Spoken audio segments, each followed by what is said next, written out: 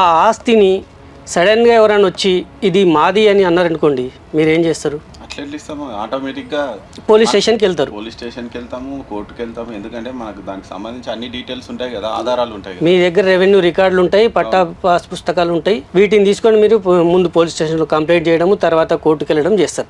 ఈ వక్ఫ్కి సంబంధించి ఏంటంటే, ఒకసారి వక్ఫ్ బోర్డు ఈ భూమి మాది అని క్లెయిమ్ చేసుకుందనుకోండి, మీకు ఈ భూమి మీదని మీరే నిరూపించుకోవాలి తప్పిస్తే వక్ఫ్ బోర్డు ఇది మాకు సంబంధించి అని చెప్పేసి నిరూపించుకోవాల్సిన అవసరం లేదు. వక్ఫ్ బోర్డు వచ్చి మీ భూమి మాది అని ఒక స్టేట్మెంట్ ఇచ్చి మీకు నోటీస్ జారీ చేస్తుంది. జారీ చేసిన తర్వాత ఆ భూమి వక్ఫ్కి ఎట్లా వచ్చిందనే విషయం వక్ఫ్ బోర్డు చెప్పదు, ఎట్లా వచ్చిందని చెప్పదు. వాళ్ళకు ఉన్నటువంటి రెవెన్యూ రికార్డులు ఆధారాలు ఏం చెప్పవు. ఒకసారి వక్ఫ్ అని చెప్పి మాకు సంబంధించిందంటే అది వాళ్ళకి అయిపోతుంది. కానీ ఇది వక్ఫ్కు సంబంధించింది కాదు, ఇది మా తాత ముత్తాతల కాలం నుంచి మాకు వారసత్వంగా వస్తుంది, ఇవి రెవెన్యూ రికార్డులు, ఇవి మాకు పట్టా ఉంది అని మీరు నిరూపించుకోవాలి.